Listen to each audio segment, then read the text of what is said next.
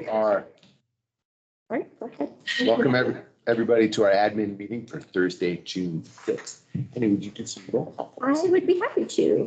Online, looks like we have Cheryl Hartman, Christina Dewar, Alicia Beckholtz, Lola Miller is guest, Kyla Waterman, Marie McPherson, Maddie Scott, MCAT, Melissa Fisher, Sean Rowland, Sarah Heineman, Shannon Terrio.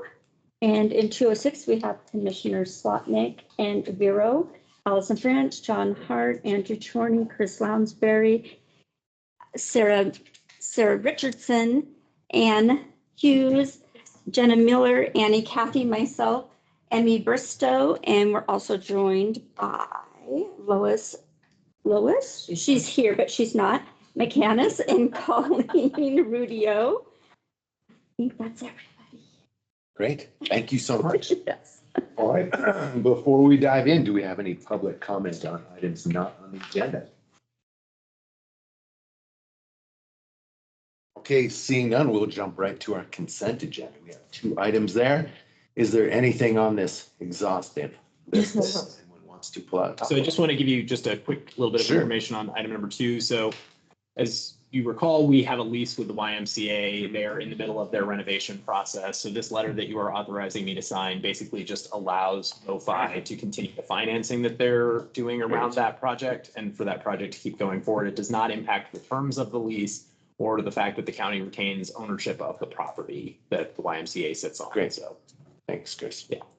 We Continue for it. toured the other day. So impressive. it's amazing. Really amazing. Yeah. I move to approve the consent agenda. Right. I'll second that and ask for any public comment on this consent agenda.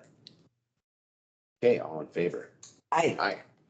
All right. Our first action item is from Chris. Yeah, so thanks again, commissioners. So the health board met in special session on Monday after going through an extensive interview and review process of the 2 finalists for the health officer, and they unanimously recommended to the Board of County Commissioners, which serves as the employer of the health officer, although it is a joint city-county health department, of Gina Miller as their candidate of choice. And so before you today is a request to kind of affirm that decision of the health officer, since the county serves as the employer for this purpose. And then if you approve that, then I will go forward and attempt to negotiate a contract with the recommended candidate, which is Gina Miller. And she is here with us, as is Sarah Richardson, who ran the hiring process. If you have any questions or they would like to. So by only comments on this, thank you so much for being willing to do this. It's a huge responsibility and I have tons of confidence in you. I'm really excited that you'd want to do this.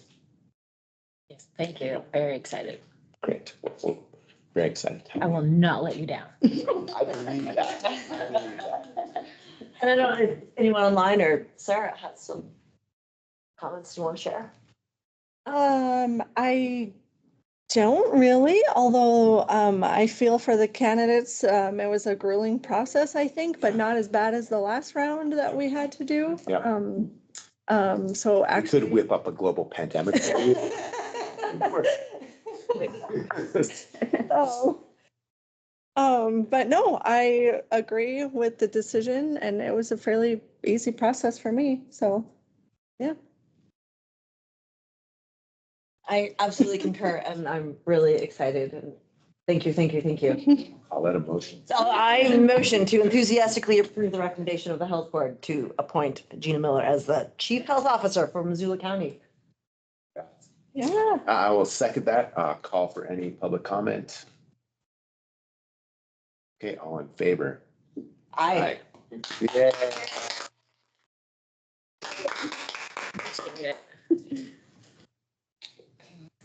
Yeah, we try to, on occasion, we try to make things painless. You've been up at these meetings. It's not always. Not typical, but yeah, this is my favorite one. Well, as Chris said, we just have to negotiate contracts. So sometime this month, and there's a lot of transition things to talk about, but because, it's budget negotiations, so we're trying to strike the right balance while we're, kind of moving Shannon out of that position and putting me in there in a thoughtful way. And so the one thing I'm just going to add now that we're done with that particular item, which has nothing to do with Gina taking over that, also, I think the county and the city owe a relatively large thank you to Shannon. for Yes, stepping in absolutely. to that role on short notice and then serving as the interim health director as we continue the transition now to Gina, since you've heard that decision. But Shannon has done an outstanding job of getting budget together for the start of this year, which is still ongoing, I know, but also navigating the city's budget process as well as all of her regular duties. Yes. That she's also had. Right. Come up with some formal. Yeah. thank you. I think a We- formal, I will happily work on a formal I thank you. agree. Thanks. Yeah, we can join with our friends across the street, do a formal appreciation. Can definitely do that. So.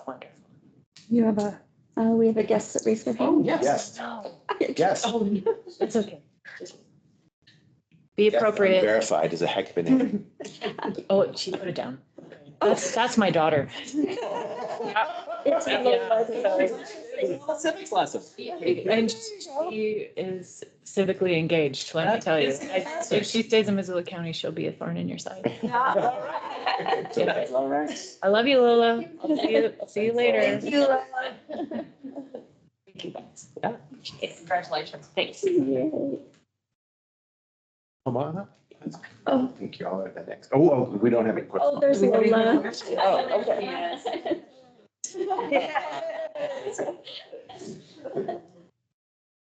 Hannah, Lola's on the screen. Yeah. I'm Step sorry. back.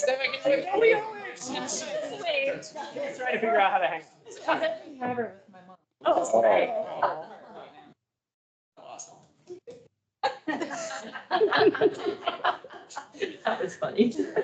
Yeah, such a mom. Such a mom thing. Oh. Maybe correspondence. Correspondence. We do have a discussion meeting. No correspondence. All right. And I'm excited to read what you wrote on my letter and get Allison's red marks. There's a lot of them. Okay, you're on the clock for that. Okay, we are. Lots of discussion and soon we'll come up with something good. Okay, we have folks from Western Montana Mental Health. Riverwalk. Hi, everyone.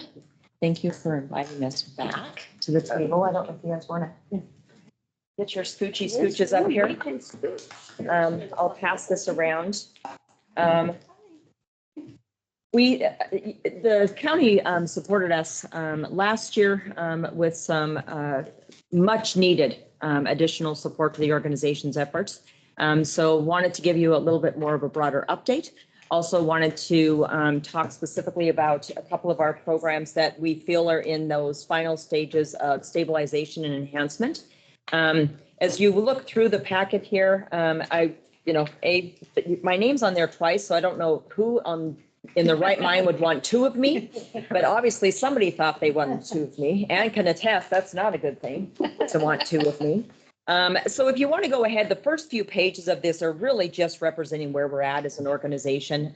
We were a heavy participant recently as a cohort 1 candidate for the CCBHC demonstration grant, which was a large part in a large initiative from the state of Montana.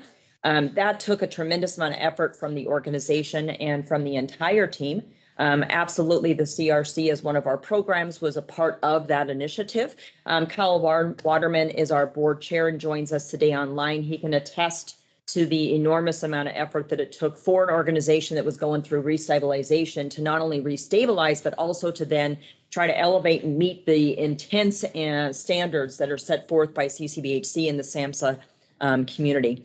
We feel as if that experience, unfortunately, even though unfortunately the state was not selected, I don't know if you've been made aware of that or not, but the state of Montana was not one of the 10 states selected across the United States for that demonstration grant. There were 15 states that submitted. Montana was, of course, one of them. What we were doing the whole entire time during that preparation, as I reported to you beforehand, is stabilizing the organization, but then also running two full separate tracks. Getting Western ready to be a more stable, more self-sustaining organization, while at the same time restructuring the organization to align with CCBHC standards in anticipation that the state did get that demonstration grant, that we would be ready to pivot and go down whatever track the train came up against, and wherever the lever went, we were ready to go both directions. So on Tuesday of this week, we found out that we were heading down the direction of, once again, working and operating off of our existing rate system, which is a much lower rate system than what the CCBHC demonstration PPS rate would have been. So of course, this week we've done quite a bit of pivoting, quite a bit of rethinking around our programs, our staffing, what our phases look like, looking at subsidy type grants and things of that nature that we had already had ready, prepared. So we've got a grant team that's currently working on those things, knowing that that was going to have to be a direction. If the state had received the CCBHC demonstration, we would have been completely in a 12 county expansion, rapid expansion strategy. So we had both strategies ready to go, and now we know what strategy we're on, which is good and bad. The good part about it is it allows us to continue to focus on really stabilizing our core communities and then expanding more systematically out to those secondary rural frontier communities in a manner that is a little bit more appropriately paced. We could have accomplished it underneath the other model, but it would have been 12, 15-hour days for a long time to get it done.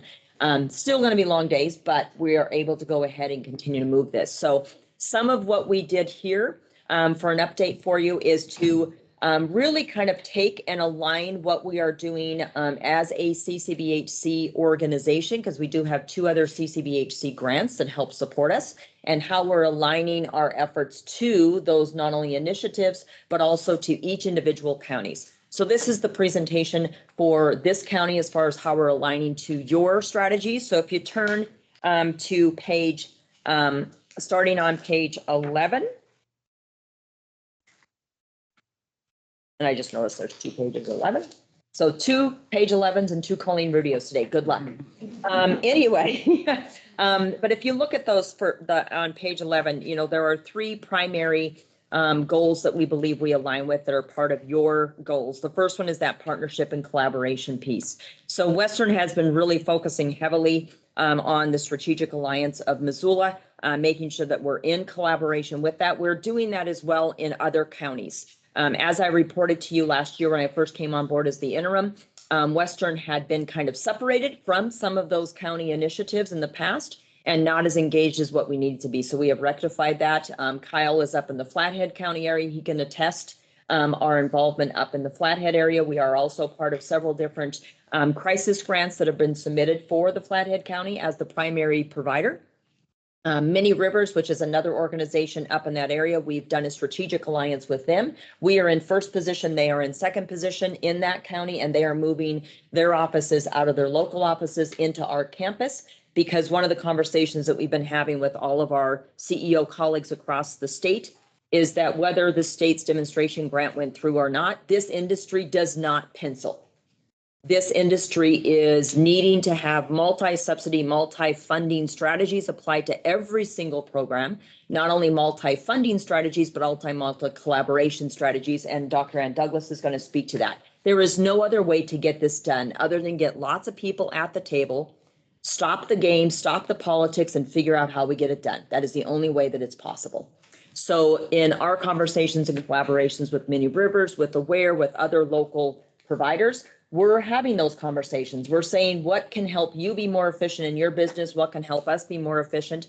Thanks to the blessings of having Garlington, Lon is our law firm, just praise them to the highest. They have stuck right by us shoulder to shoulder this whole time. First Security Bank would be the other one that I would say, and this group right here. Those are the people that lined up with us when we needed to have somebody go shoulder to shoulder with us.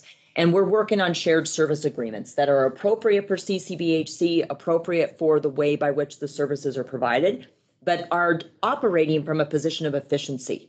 We've got to solve the efficiency and the sustainability aspect of this first, because if we can't, then it's really difficult to get to some of the really important pieces, which Dr. Ann Douglas will share with us a little bit about what some of those pieces might look like.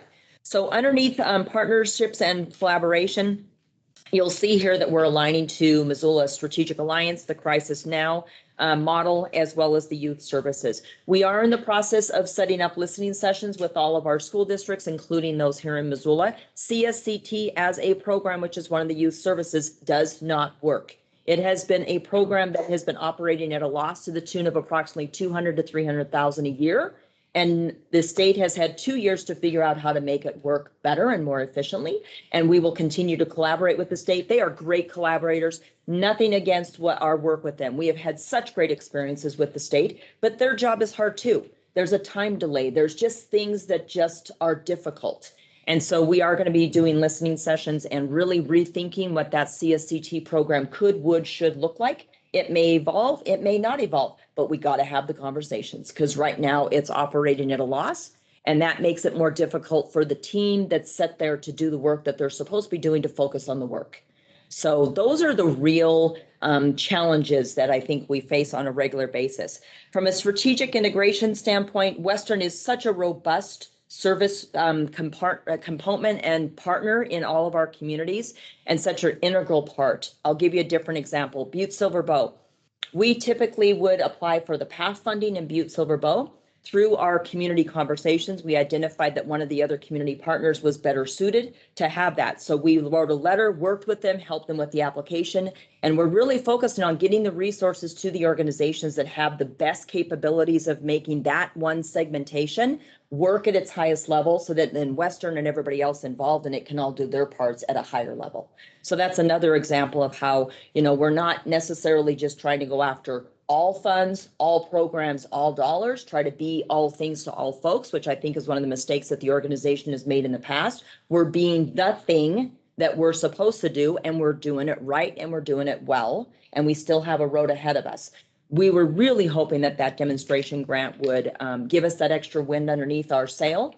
But you know what? We had a plan for it. And so within 24 hours, we met as a team. We're all off of that and moving on to the next task at hand.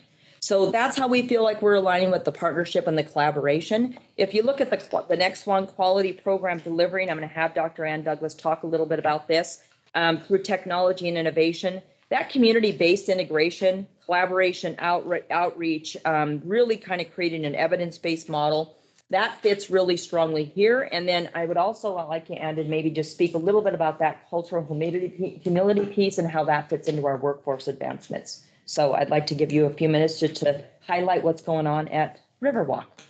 Yeah. She's like, how do I follow I that? know. At least your name's only once. Yeah. Yeah, so Just talk a little bit about the Riverwalk, the challenges, the collaboration, just the effort that it takes to get a program of that magnitude to the level of self-sufficiency. Yeah, so I think in the beginning, I'd like to thank the Strategic Alliance because really in order to have Riverwalk, you have to have a shared vision. And that shared vision came from the Strategic Alliance and the group that said, hey, we need this to happen.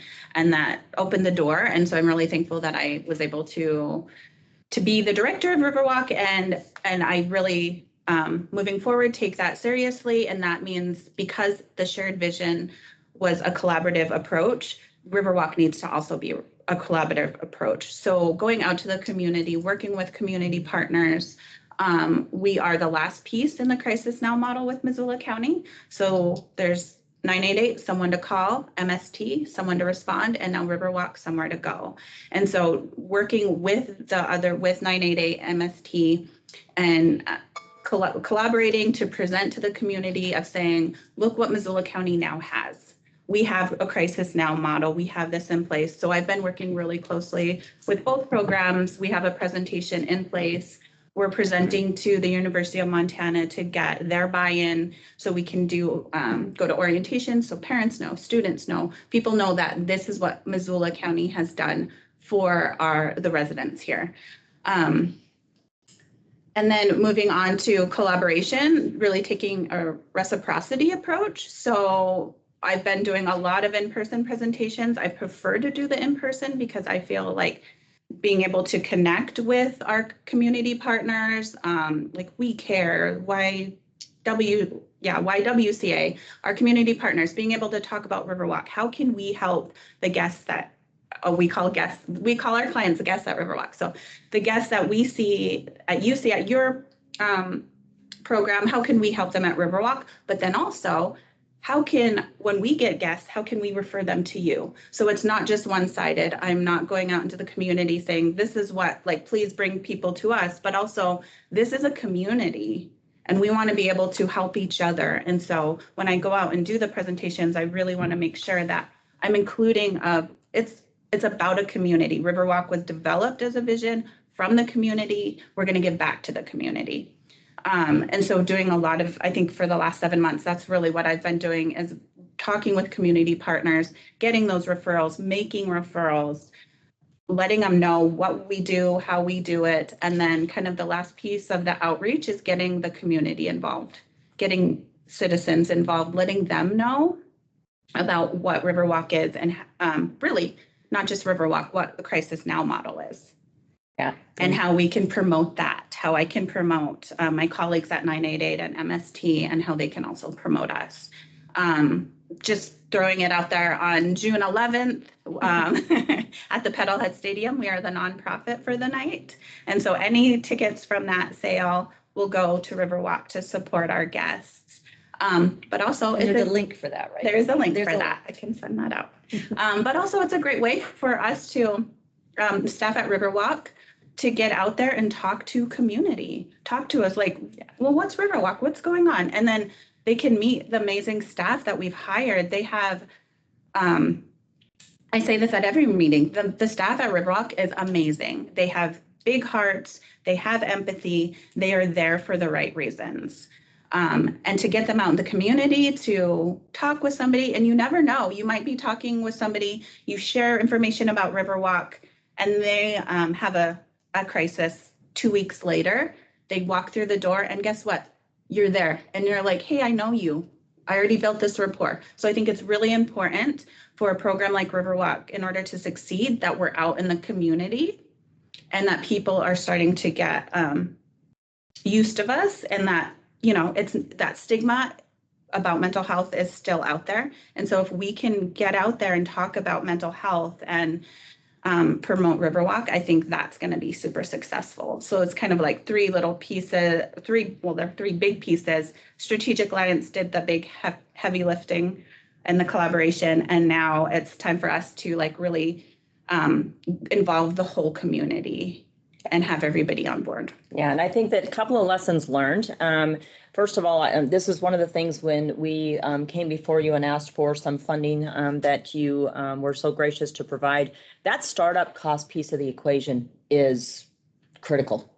Like I said earlier, the business model for this care does not afford for organizations to have a ton of funds set aside for the startup of the next program. So that is just a conversation that has to be had. And I think very similar, you know, you were talking about the YMCA beforehand. I had the pleasure of serving as their interim CEO at a time during their transitions as well. And one of the things that we've had conversations around is, you know, at the YMCA, you know, that no one is left behind. The fund model is in place, the donation structure is in place, you know, the contributions are there on an annual basis to make sure that every kiddo that walks through that door can attend a camp. That's part of their model. That takes time to develop. That's part of the model that has to be in existence for organizations like Western and for organizations and programs like Riverwalk. Otherwise, we get stuck in the cycle of what fits, what doesn't fit, what it gets reimbursed through Medicaid, what doesn't get reimbursed. So we have to look at not only how do we make the most out of the guests that are coming through the doors that relates to making sure that they're aligned properly to the operational and the funding mechanisms, but how do we strategically start putting together a collaborative community-based model that allows us to have funds available very similar to what the YMCA and other nonprofits have built over time to say no one is left unserved. It's super easy to say that. Really easy to put that on a brochure. Really easy to have that as a soundbite.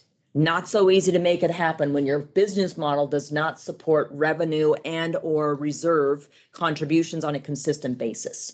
So those are the things that we are working on and we're working towards next. As you look at that final page in alignment with some of your priorities is that workforce solution and sustainability. I mean, workforce, as we know, across all of our communities is very difficult. And for us, what does that look like? That looks like increasing and enhancing our trauma resiliency amongst our team members. As Ann speaks to, as Lois can speak to, we have a phenomenal team, and it is a we. We have a phenomenal team serving across our entire organization, and all of our collaborative partners have phenomenal teams as well. But man, oh man, that's tough work. And so it's one thing for us to say, well, geez, how do you retain them? Well, you retain them, first of all, by figuring out a better way to care for them. And you figure out a better way to help them do the tough work that they've chosen to do for a career. And so those are some of the things that we're working on that we think kind of align with what the county is working on here for Missoula. In other counties that we're presenting to, their strategies are different. So we're presenting how we align with them in maybe a different way, but these things are all consistent. So the request before you today, when we came for previously, there was $1 million set aside for that particular initiative. At that time, we felt that 750 was what Western needed in order for us to get through that next hump, which it absolutely not only did that, but allowed us to really put a lot of things in place inside of the organization. And Chris and I have stayed in touch and kept things up to date. We are here today to request that remaining 250 that was part of that designated account to not only continue the work that I just described to you that Western is doing as a relate of that secondary track that we are now running on as a result of CCVHC not being approved at the state, but also to support the fantastic programs such as Riverwalk and other programs that the organization is doing here, right here in Missoula, which could include some of the restructuring work that we're wanting to do with CSCT. So that's also something that is really predominant and really important to our Missoula schools. So those are some of the things that we know we have before us and that we are asking for your continued support in shouldering up with us and helping us keep this this progress moving. And, some of you may be asking or wondering as far as our hiring, how's it going with staffing and all those sort of things. We're in the final stage of the interim program and that I am a part of and my team is a part of. Kyle can jump in here if he wants to add anything separately. Right now, we are filling the positions that we held on. So that would be Director of HR, Director of Finance, Director of IT. Miss Lois, God bless her, chose to stay on board, even though she was geared up for retirement in their entirety. Her husband's been standing at the back door with her hiking boots in his hand for a year. And I am so grateful that she did not leave us. But we are honoring the year time frame. Sorry, I'll try not to get emotional. The year time frame that she gave us, and she will be retiring at the end of June. And she will be closing out our last CCBHC attestment process and period, and we will be replacing her inside the organization with a permanent role. Mr. Waterman is going to be continuing to serve as not only our governance, leader, but also starting to work with us on some of the legislative work so that we can then move through the summer months and then start that hiring process for the CEO once we get these other positions in and stabilized. So we're this close to being able to move down that path. But as you guys can probably imagine, I have a very defined control and command approach to the interim projects that I do. And this one is in its final sequencing stage. But we would not be here if it were not for you guys and everyone else that has helped us because the model's broken. And so we've got to make sure that we continue down that path of fixing it in different, unique, creative, innovative ways, which is going to take more collaboration from a community that recognizes it as our responsibility rather than their responsibility or your responsibility. It's a we, it's not an I. And I think that that's one of the things that we're really working hard on. So I'll open it up for questions. Great, thank you. You're welcome. Thank you. So I just a couple questions. You said model's broken. What I'm hearing is that kind of fee for service model isn't going to cover this type of thing. There needs to be other sources of revenue. It's a multifaceted, yeah, correct. It's a multifaceted funding challenge. And so if an organization like Western historically, and Lois, you can jump in here if you think I'm misrepresenting, Western would historically have the largest majority of its funding still to this day focused on Medicaid. And then we would also have other grants that would be as part of that funding. Those are two of probably a 4 to 5 point pronged funding approach that needs to be put into place in order for these organizations to be able to ebb and flow through the funding ups and downs. I'll give you a perfect example. One of the things that we reported last time was that we were moving in the direction of internalizing our revenue cycle management structure. So that was back in November. That was one of the big things that we kind of honed in on. So we have over the last 5 months created an internal team. We're in the process of doing final migration away from our third-party vendor that's been overseeing our revenue cycle management. That's going to be internalized. And then that way we have that total control over that real important cash flow mechanism. Right now, every organization in the system, always has a larger amount of accounts receivable just by the nature of the system than what you would want to carry. Not having 100% control over that and not making sure that everybody in the organization knows their role in it. We've now added revenue cycle management to every job description. Every person knows what their part is. So we're changing the manner by which we work internally, as well as recognizing that we need to expand and probably the better phrase is like complicate the funding mechanism. To say that you're just Medicaid or you're just a grant is an easy button, because that might be fine until it's not. So you have to design a model for the organization that's unique to the organization. For Western, we have frontier communities that need to be provided services. We have counties that are well organized. Missoula County is one of them, right? Like this county is so far ahead of several of our other conversations. I won't name counties. So every time we walk across a county line, we have to change who we are, how we're approaching it, and what we're going to try to accomplish. That's not an easy thing to do across 12 counties if your funding mechanism is tight. That takes community resources. We can't support Ann being out in the community and the team being out in the community unless we have resources to support those initiatives. So it is truly looking at what is and what has been and saying what could be different. And applying different things like that shared service model, like, getting together with those that you may consider to be a competitor and saying, if we do it up to this point and then you take on from that point to that point, then we're both, you know what I mean? Like it's truly just getting people at the table and looking at it differently. So I've been very aggressive with that approach. That's when I will say just because they're probably like, yeah, don't tie us onto that. One other question. Could you remind us the terms on the 750? I can if you can. I was gonna say, I bet we can. I was gonna say, so we loaned out of the mental health revolving loan fund $750,000.